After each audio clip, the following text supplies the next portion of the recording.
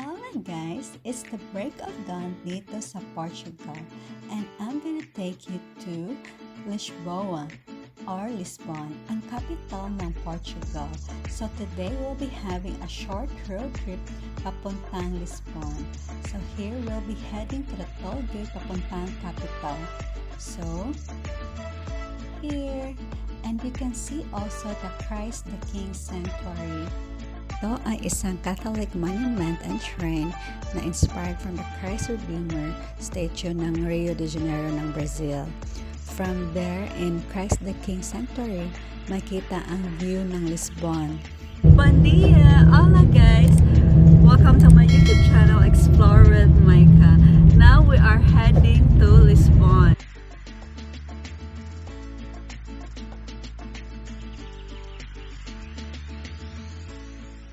Maaga pa guys dito. Time check 7:30. Ay, hindi mo masyadong nakita ang river eh. So anong tawag sa river na to, boss? How do you call this river? Tejo. And the bridge? Say something good. Why is it named 25 de Abril?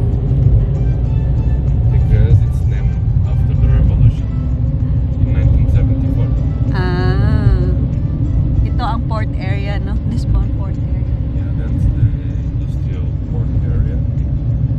And on the side, on your right, you have the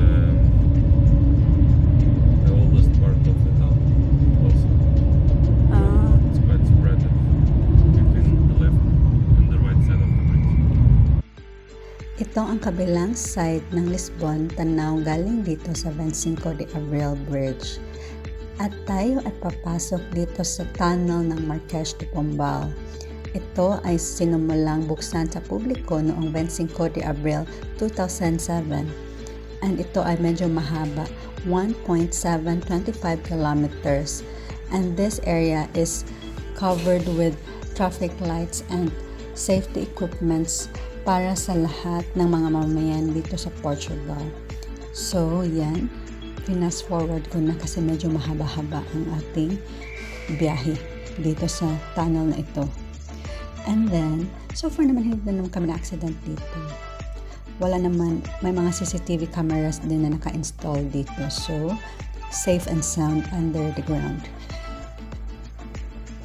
At yan, makikita na natin ang liwanag. So, tayo ay lalabas na at makikita na ang skyscrapers ng Lisbon. So, guys, welcome to Lisbon. Yan. Kita niyo ang view. Tahimik pa ang syudad. Maaga pa kasi.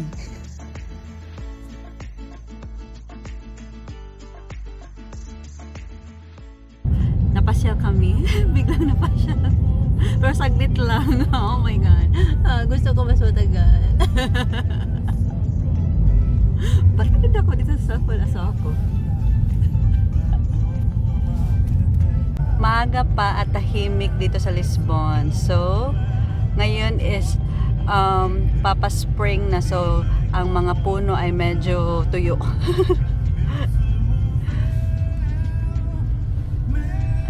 Ang boss ko ng shawarma. Kaya pumunta kami dito sa shawarma sa Lisbon. Okay. Order din kami ng samosa. At saka yung wrap nila. Ang shawarma. Let's see. Ay. So busy day na ngayon. Kasi weekday. Okay. So, titikman natin itong spring roll dito sa Rumi Cafe and Foods.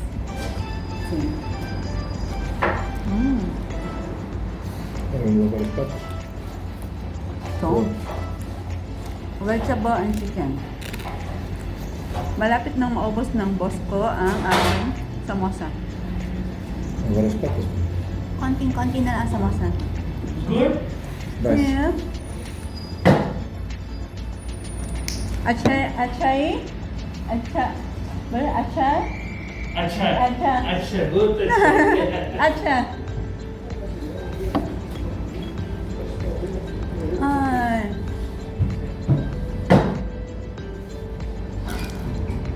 Hmm? Mm.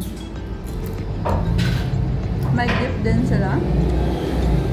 Dip. Hindi nga lang kita. Ay, gusto pala ng boss mo. So, and vegetable falafel. Mm.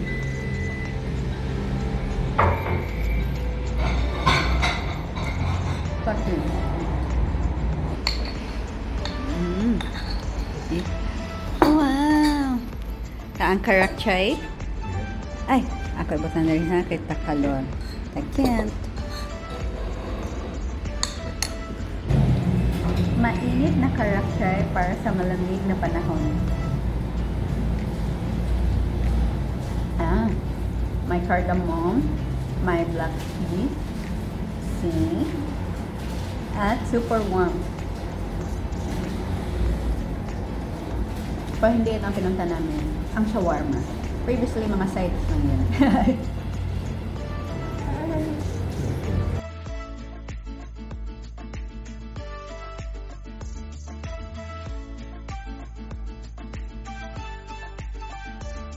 So, ito yung other half ng shawarma. Munti ko nang maubos. Malapit ko na maubos. Ang isa. Ang sarap. Masarap.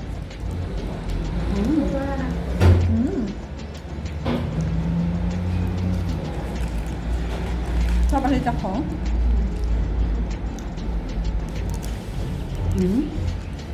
I choose the spicy one. Ito ang other half. So, see?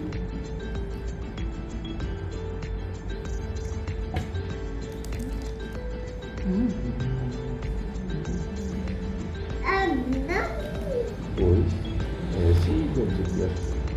Ang sarap. Ele fresco.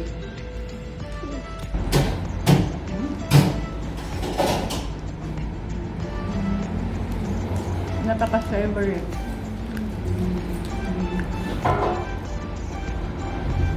Ang bread part din ng shawarma. Toasted.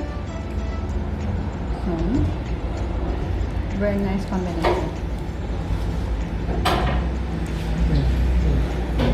A little ng spicy. Ubos na pala ako doon.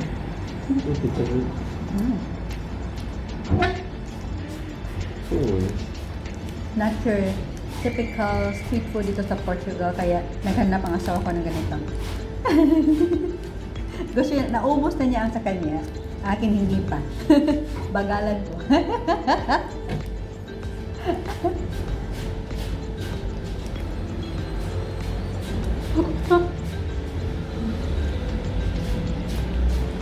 Hindi na ako maintindihan.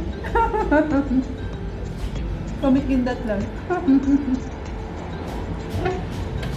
So, ang aking closing remarks ay Coke. Sa aking asawa ay gusto niya ng kape. Gusto nila na gano'n. Ako, Coke. Porno. Okay. Sabi niya, palinya. Palinya daw. Straw. Palinya.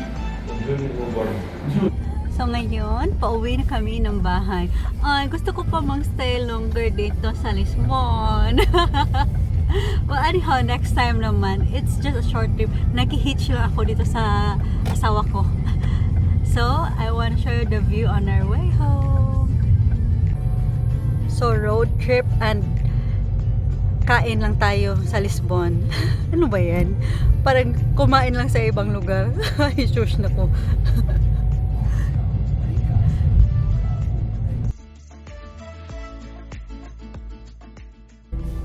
What is the name of this place? Yeah, this place here is Saldania. Saldania. Itong rotonda. Chilling.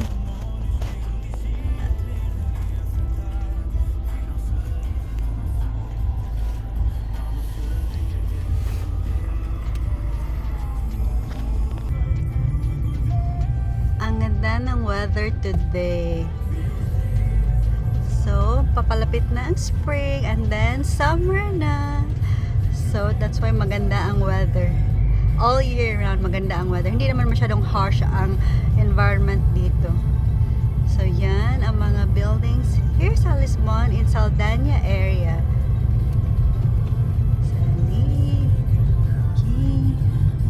Ang Sheraton Lisboa.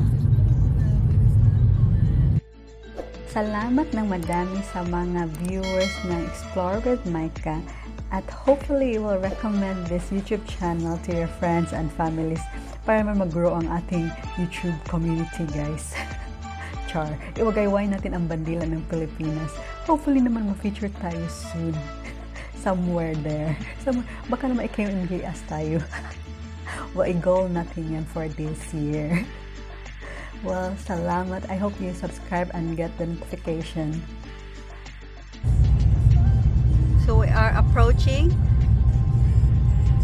Marques Pombal Marquês de Pombal. de Pombal Rotonda. It's a rotonda, pa. Yeah, it's a big one. Ah, see. What is this one on the right, pa? It's part of the Edward Settlement. At dahil pauwi na tayo, so babalik tayo dito sa tunnel ng Marques de Pombal. So, hindi pa kasi ako na masyadong kapasyal dito sa Portugal kasi nga dahil sa pandemya.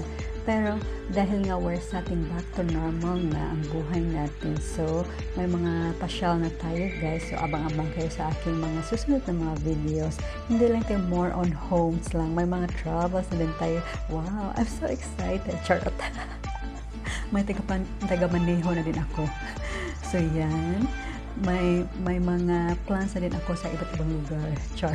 Sana matupad naman. Medyo mahama talaga itong tunnel na ito, eh. Hindi katulad nito doon sa Cebu, sa SRP, na hindi masyadong mahaba. So, yan. Lalabas na tayo mismo. So, ito yung 25 de Abril Bridge na other side. So, zoom in at zoom out ko lang para makita. Pero, hindi masyado pa, eh. So, yan. Kita na ang residential area ng other side ng 25 de Abril Bridge. So, sa the other side, yan ang Tejo River.